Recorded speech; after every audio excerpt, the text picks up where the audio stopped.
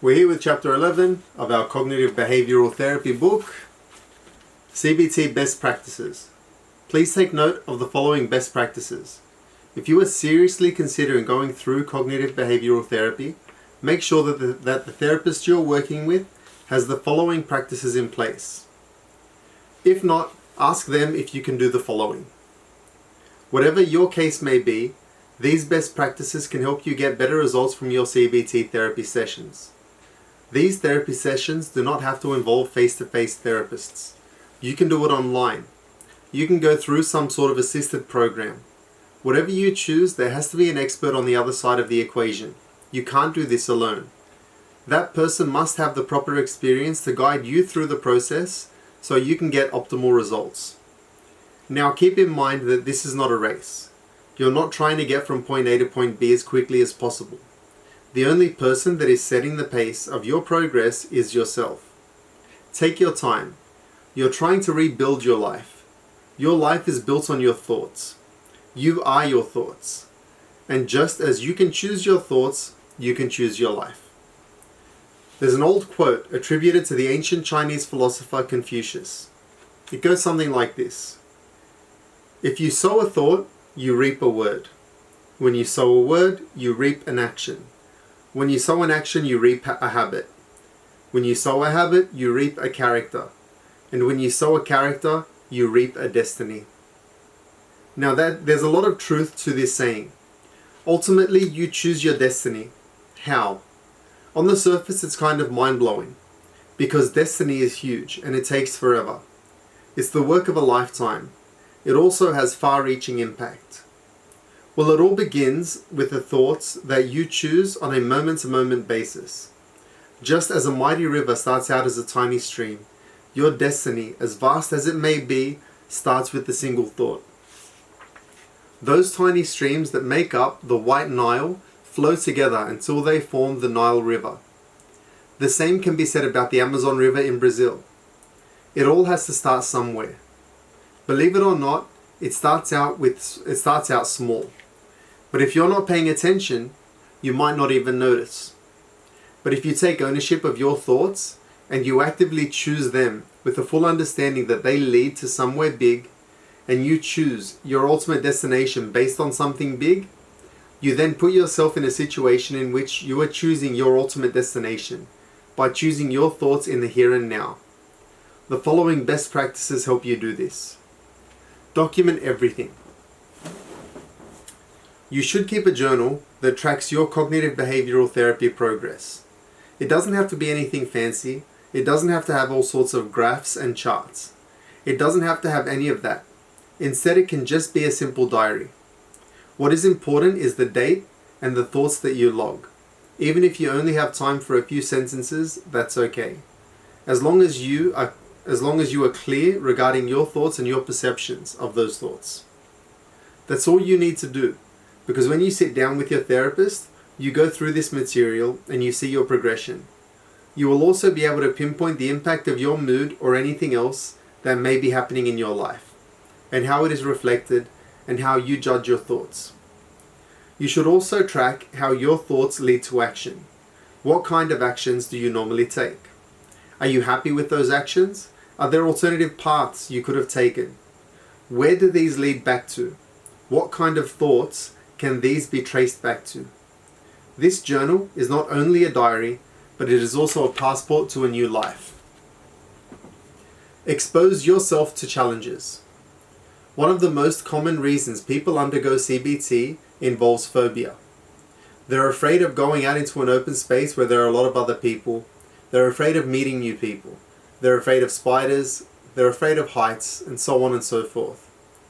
For CBT to work, you have to put pressure on your cognitive behavioral muscles. This means that you are going to make yourself uncomfortable. You can't just stand 1,000 feet away from whatever it is that is stressing you out or causing all sorts of anxiety and depression and try to make changes. It doesn't work that way. This is just an intellectual exercise. You're just wasting your time if that's your attitude. You have to get into the middle of things. You have to jump in. You have to feel it. You have to feel uncomfortable. You have to step out of your comfort zone. Now, this doesn't mean that you're going to put yourself in harm's way. Don't overdo it. What it does mean is that you have to allow yourself to be transformed by actual real-life experiences. This gives you opportunities to carry out the steps that I have taught you so far. Without this valuable practice, you're just wasting your time. You might as well go to graduate school where you can read case studies. Those case studies are actual businesses. They actually make or lose money. They have real flesh and blood human employees. Those are case studies, they're real. But you're dealing with them in an unreal way. You're dealing with them in a cold, antiseptic, secure place.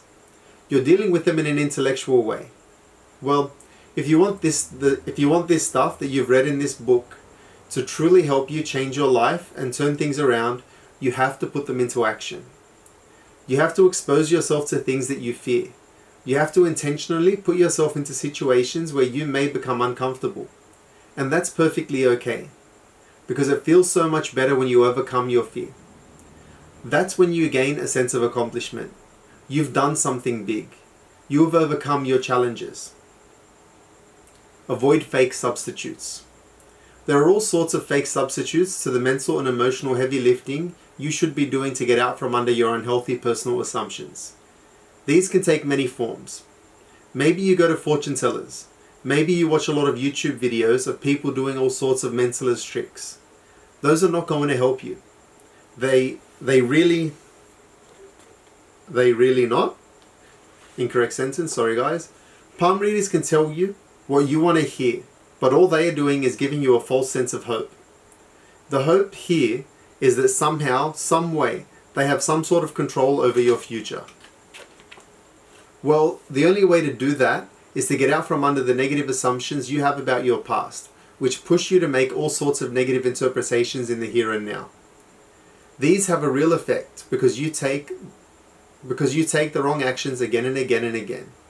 When you try to gain some sense of control about the future by talking to a fortune teller or reading horoscopes, you're just numbing yourself. It's like taking drugs instead of dealing with depression. That's like drinking a lot of coffee when you should be working on a project. You're just drinking coffee and reading. That's not helping you. You have to drink coffee and work.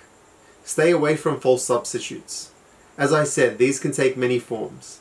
They can also take the form of your family, believe it or not. If you know that you have to make serious career changes and you have to work on turning your income generating abilities around, one common tactic people take is to just shift almost all of their time to their family. On the surface, this is awesome. At the end of the day, your loved ones must take priority. But the problem is you're overdoing it. You're using it as a form of escape. Believe it or not, you're not doing them any favors because they are relying on you. You may not end up giving them the life that they deserve because you're afraid to confront your fears. For whatever reason, you don't want to step out of the shadow of your past, and you will always be holding yourself back and dragging yourself down from living up to your fullest potential. Who do you think suffers? Obviously you, but also the people who depend on you. Do not use your family as a crutch. That's the worst thing you can do to them. They're relying on you. They want you to be the best version of you. Unfortunately, the only person who can do that is you. Use workarounds to speed up CBT's effects. There are simple tricks that you can use to speed up the effects of CBT. You can prepare yourself by asking yourself some stock questions. Whenever you feel triggered by a negative memory, ask yourself, am I assuming too much? Is this the only interpretation? Am I seeing all the facts here? What am I basing this on? I know that this leads to something bad. Am I basing this on reality? Are there alternative conclusions to this? Come up with your own questions. Come up with questions that really cuts you to the heart. Everybody's different, so we tend to phrase our questions differently. But come up with your own version that grabs your attention.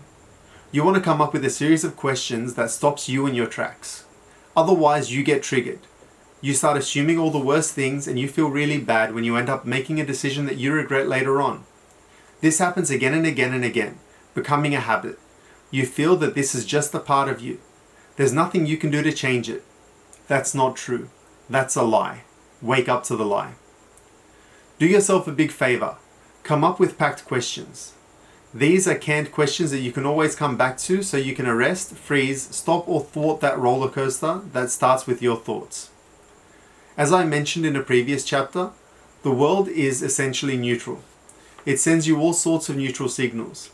It's the interpretation that counts more than the stimuli. It's up to you to make the interpretation. Your interpretation can make your life heaven or hell. Guess what? It all turns on your ability to respond. Take ownership of that.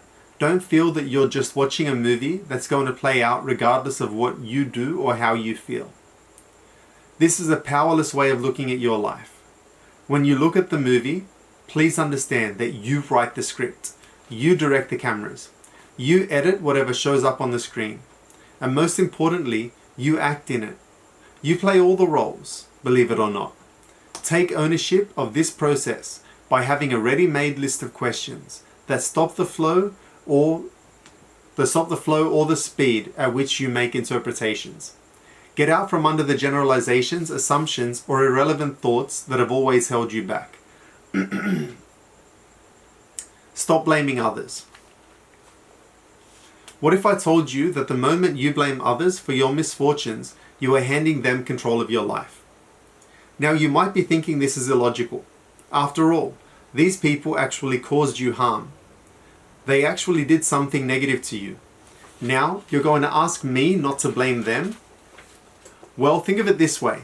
While it's true that these people are the actual practical and logical cause of what happened to you, how you respond to that fact can hold you back and keep you down. It can prevent you from living a full life of possibility and power. How? Well, you keep blaming them.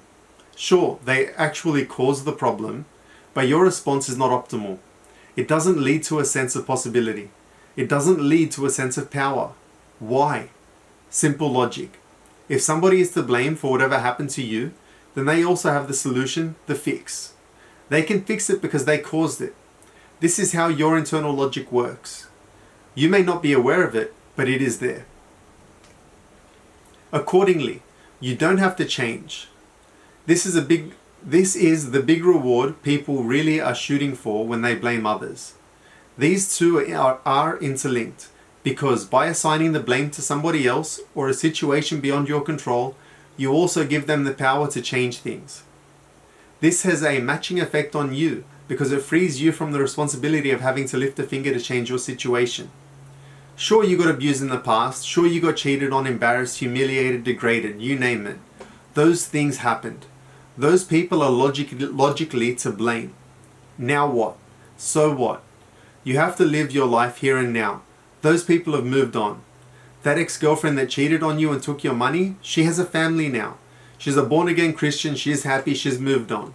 But you're still miserable. That boss you felt degraded you in that meeting has become a billionaire. He's moved on. But my question to you is, are you ready to move on, or are you going to continue to give them the power to change your life? Because that's what you're really doing. You're equating the logical cause of whatever hurt you in the here and now with the ability to turn things around. Well, you need to split that up. You really do. Yes, those people in those situations are to blame. Yes, you had a bad childhood. Yes, your father abandoned you when you were 2 years old. Yes, your mama abused you. It doesn't matter. Those things are in the past. Those people did cause those things. But the responsibility of your life lies squarely with you. Take ownership of that responsibility. You can't get those people to come back and fix your life. That's just not going to happen. You can't jump into some sort of time machine to go back and reverse what happened. You have to change how you respond now, because when you do that, you claim the power of turning your life around. You also reject the cheap reward that you get of irresponsibility. This doesn't get you off the hook. Get used to it.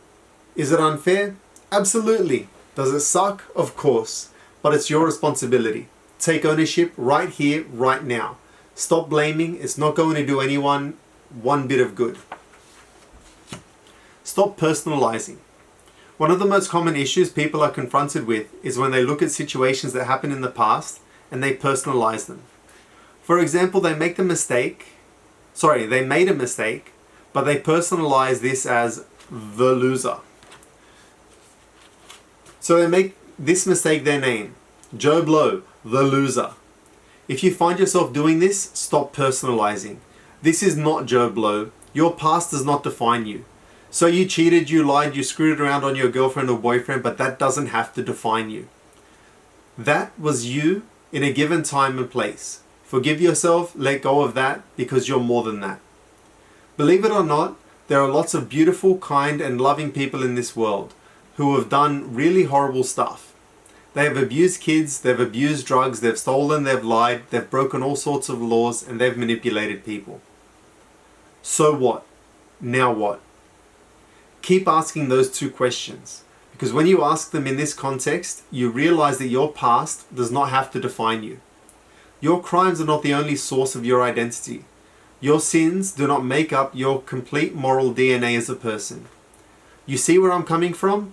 Good. Take ownership of this.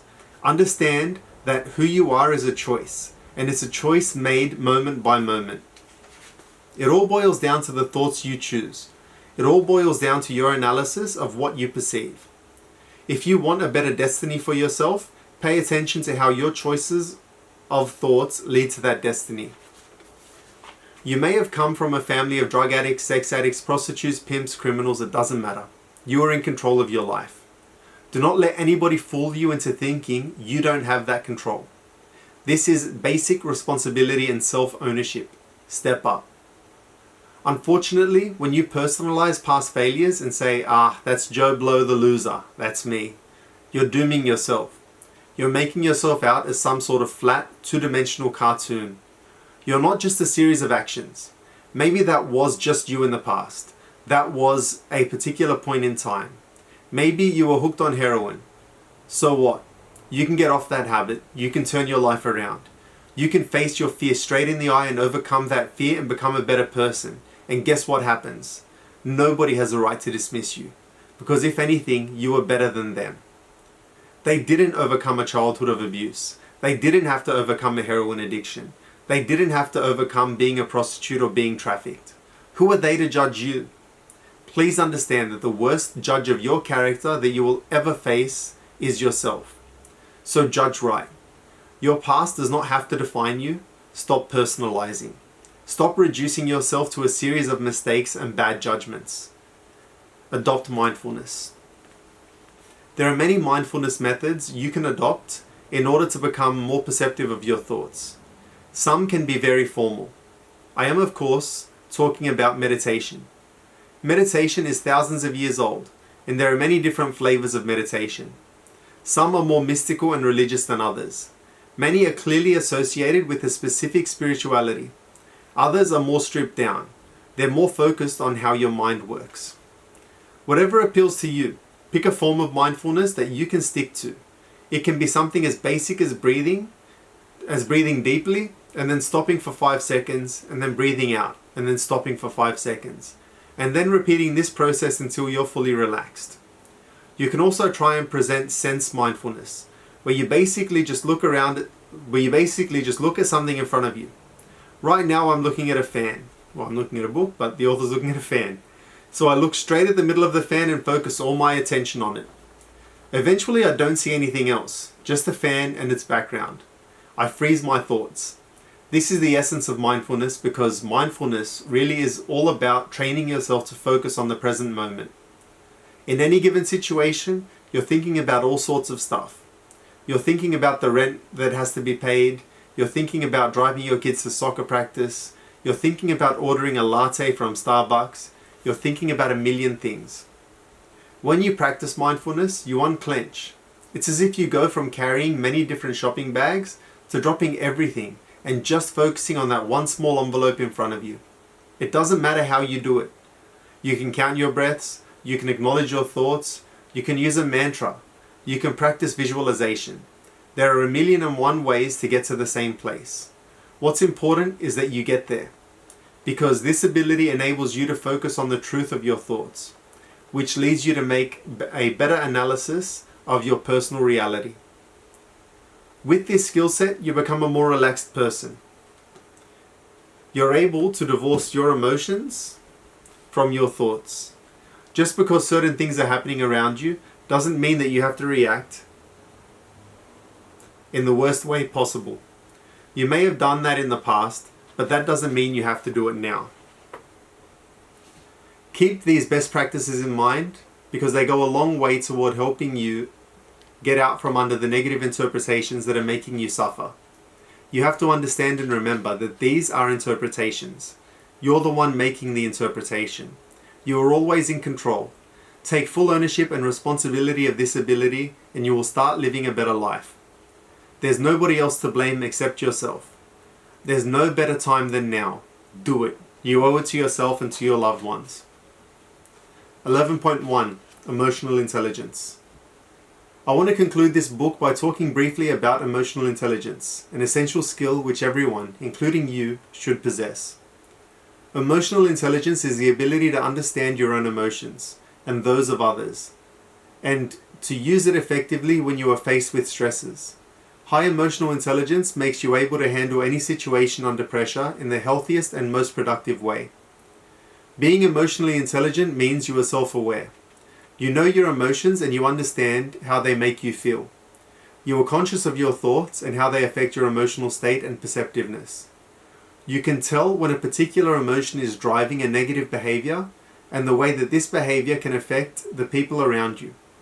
More importantly, you also know the effect of other people's words and opinions on you, and you always remain conscious not to be affected by people's perceptions of you. It is unlikely that a person with a high emotional quotient would have trouble with mental conditions arising from thoughts or feelings, because they already know their own thoughts and feelings. Most importantly, they know how to channel these thoughts and feelings positively to achieve something productive. Cognitive behavioral therapy can be made more effective if you learn to develop your emotional intelligence skills. I want you to know that emotional intelligence is something you already possess. All you need to do is work on honing these skills and letting them manifest to further help your therapeutic process. So that's it, we're out of the book. There's a conclusion, but I'm not going to waste my time with it. I hope you enjoyed it. I hope you got something out of it. If you did, good. If you didn't, I'm sorry. But yeah, thank you all for watching. We'll start with our next book soon, and I'll see you next time. I missed the stop button.